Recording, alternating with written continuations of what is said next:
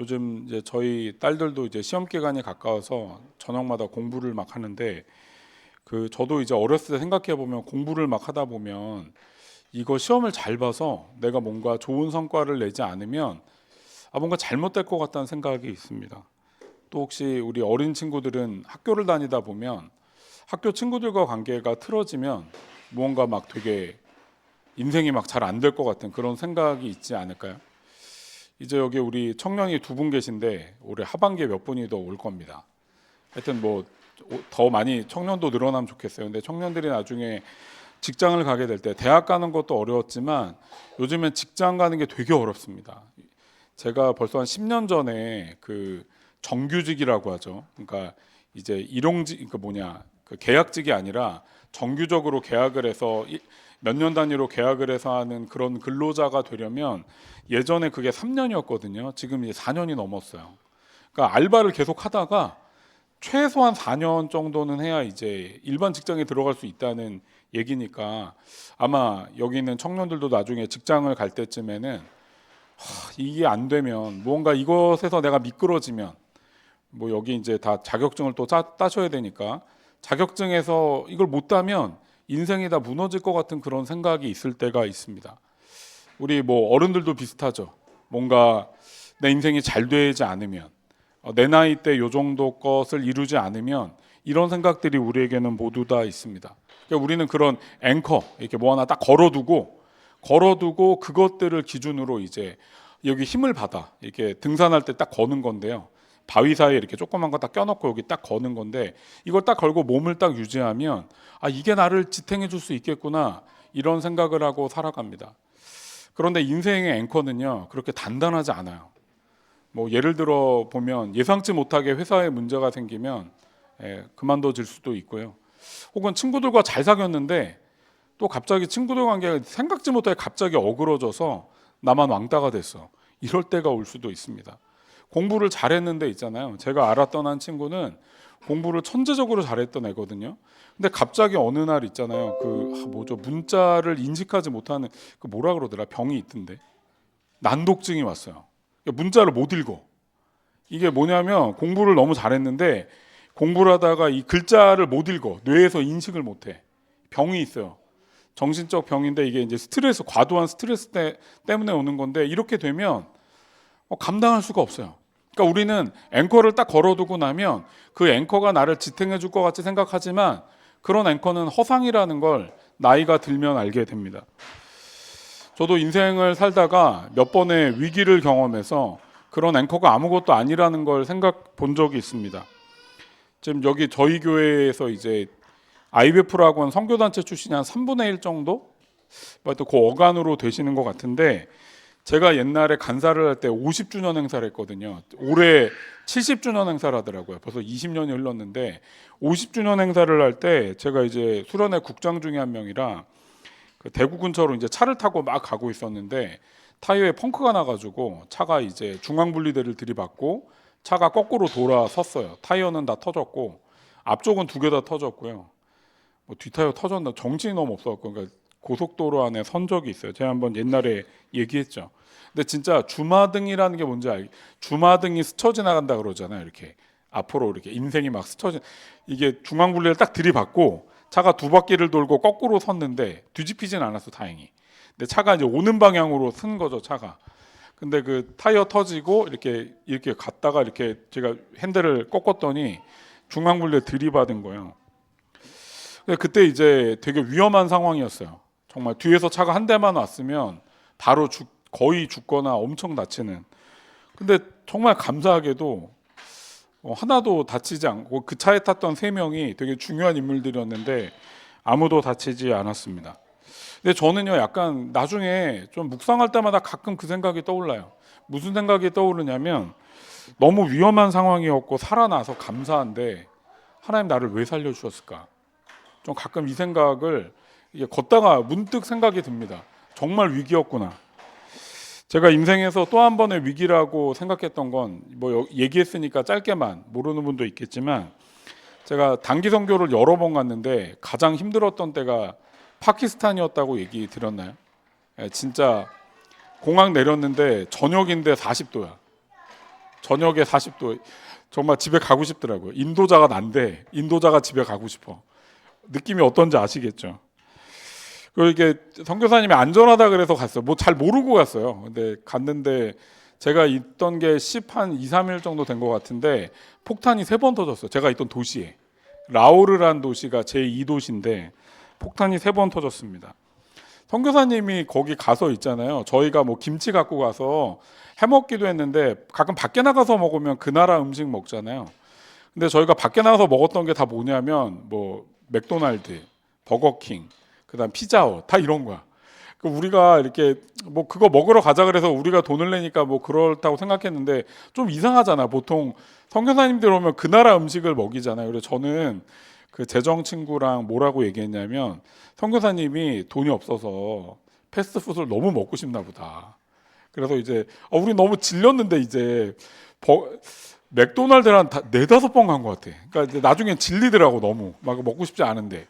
나중에 선교사님 얘기를 들었는데 인도랑 이 파키스탄 쪽이 음식이 비슷한데 여기가 그 요즘에 쇼츠 같은 거 보실 때 안 나오나요? 인도 음식 들어온 거 안 보여요? 손으로 막 그냥 걔는 안 씻고 그냥 하거든요. 그래서 보통 우리 같은 사람들이 거기서 길거리 음식이나 그냥 일반적인 가게를 가서 음식을 먹으면 대부분 장염이 걸려요. 바로 장염이야.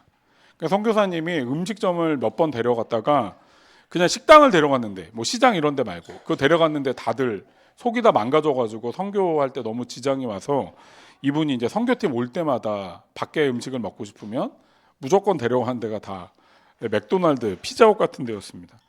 그런 데서 선교를 하고 계신 거예요. 근데 여기가 너무 위험한 데였기 때문에 12일 동안에 한 7, 8일 정도를요. 이렇게 기도가 너무 안 되는 거야. 진짜 너무너무 안 되더라고. 막 뭐랄까요? 여기서 그러니까 막 한 번은 저희가 차를 타고 갔는데 저희가 관광버스를 빌려서 그걸 타고 갔는데 그냥 모르던 사람이 총을 쏴갖고요. 총알에 구멍이 뚫렸어요. 버스 안에.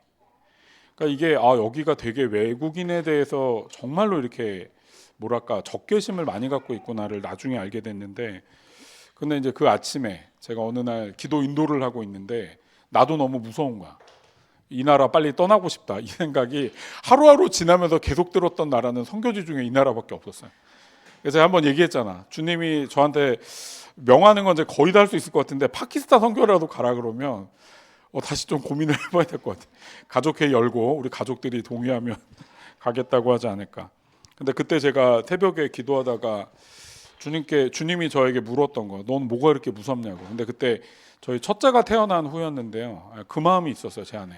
내가 여기서 만약에 죽으면 어떡하지? 그럼 우리 아내와 예은이가 예진이도 없을 때였는데 어떻게 되는 거지? 이 생각.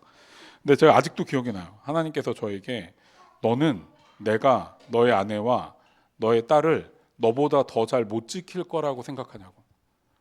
제가 그 얘기를 딱 듣는 순간에요. 생각이 바뀌었어요. 내가 주님을 믿는다는 건 그런 거구나. 이 세상의 앵커를 붙잡고 있으면요. 이게 되게 안전해 보이거든요. 안 빠질 것 같아요. 그런데 이게 아무것도 안 될 때가 오는 걸 제가 생각을 못했어요. 그때 그 얘기를 듣고 제가 마음에 결심했어요. 주님, 제가 여기서 죽더라도 주를 위해 죽겠다고. 그때부터 이제 부르짖기 시작했어요. 소리를 내요. 선교사님이 독채였는데 옆에 집들이 있었거든요.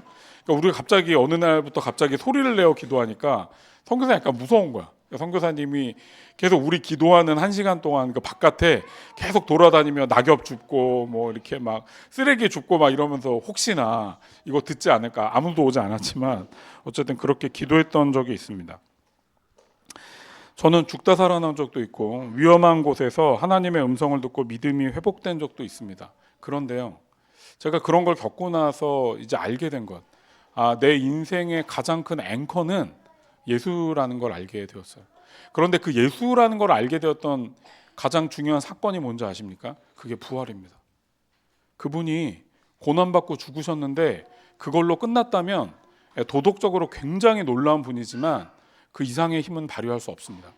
근데 예수는 우리에게 뭘 보여주시냐면 나를 따라와. 내가 너희 앵커가 돼줄게. 제가 그때 그런 믿음이 있었어요. 저기 어디죠? 파키스탄 가서 선교하고 나올 때 그 믿음. 죽어도 살겠구나.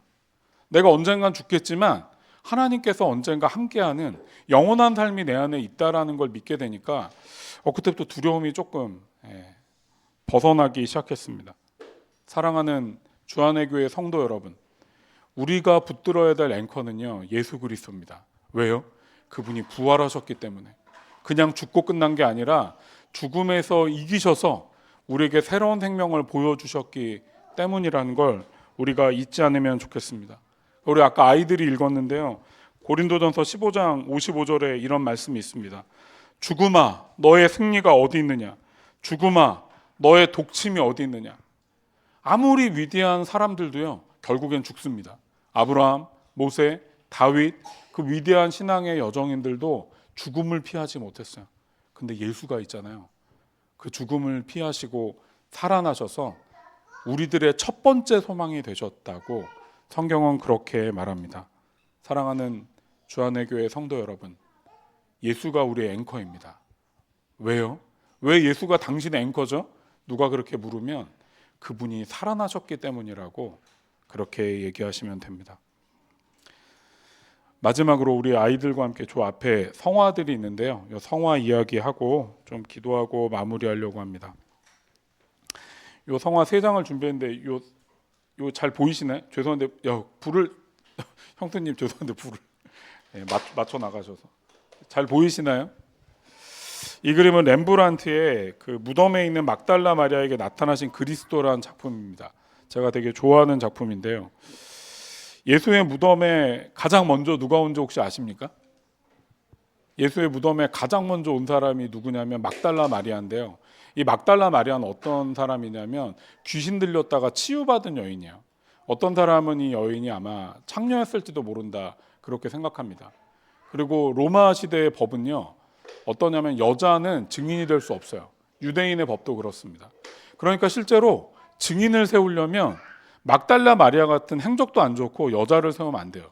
근데 성경은 되게 분명하게 예수가 살아난 것의 첫 번째 증인이 누구냐면 막달라 마리아, 그 여인이라고 그렇게 말합니다. 이 여인이 있잖아요. 지금 잘 안 보이는데 나중에 제가 사이트에 한번 올려드릴게요. 이게 이런 사진들 고화질로 보는 사이트가 있거든요. 저기 보면 저 여인이 굉장히 놀래하고 있어요. 예수님을 보고. 근데 예수님 보면 예수님 모습이 어떻죠? 잘 보이시나 예수님 모습이? 네, 감사합니다. 예수님 모습이 좀 어때 보이죠? 좀 독특하죠. 챙에 있는 모자를 쓰시고요, 오른손에는 삽을 들고 계세요. 이 되게 독특한 장면입니다. 이게 왜 이러냐면 그 요한복음 20장 15절에 마리아에게서 이렇게 얘기합니다. 천사가 여자여 왜 우느냐, 누구를 찾느냐. 마리아가 그가 동산직인 줄 알고 당신이 그를 옮겨놓았다던 어디에 두었는지 말해달라고 얘기합니다. 그거를 표현한 겁니다. 그래서 감사합니다. 사진을 다시 보게 되면 이 예수님께서 되게 뭐랄까요, 되게 여유롭지 않으십니까? 되게 이렇게 급박한 상황에서 마리아는 너무 급박한데 예수는 부활해서 너무 여유로운 모습으로 일어나서 마리아를 보고 계십니다. 그리고 저 예수님 삽 보이시죠? 삽 조금만 한 번 더 크게 가능할까요? 네, 저 삽 보이시죠? 저 삽의 뒤에 있는 저 건물이 뭐냐면 저게 예루살렘 성전이에요. 그래서 아마도 렘브란트는 예수님께서 성전을 헐으시겠다고 하신 것을 이렇게 표현하고 있다라고 말하고 있습니다. 예수가 부활하셨는데요, 그분은 급박하지 않습니다. 그분이 이제 부활하셔서 하나님이 되셨기 때문입니다. 우리의 삶에 급박하고 어려울 때 있지만 주님은 되게 여유로우십니다. 왜? 그분은 다 하실 수 있으니까. 그분이 우리의 앵커라는 걸 잊지 않으면 좋겠습니다. 두 번째는 카라마조의 작품입니다. 이 작품은 딱 뭔지 아시겠죠? 저기 예수님의 저기 옆구리에 손 넣는 사람 누굴까요? 도마죠, 도마. 도마가 예수님이 부활했다는 걸 의심해서 내 손을 그분의 손에다 넣고 옆구리에 넣지 않으면 나는 안 믿어 라고 했던 게 도마입니다. 예수님께서 나타나서 뭐라고 하시냐면 여기에 너의 손을 넣어보라고 얘기합니다. 이게 카라마지오라는 분의 작품인데, 사실 이 작품은요 되게 컷신 같이 그 장면을 되게 생동감 있게 그려서 사실은 되게 인상 깊게 여러 사람에게 영향을 미쳤습니다. 그런데 이 그림에서 제가 말하고 싶은 건 뭐냐면 이 카라마조라고 하는 이 사람은 사실은 좋은 사람이 아니었어요.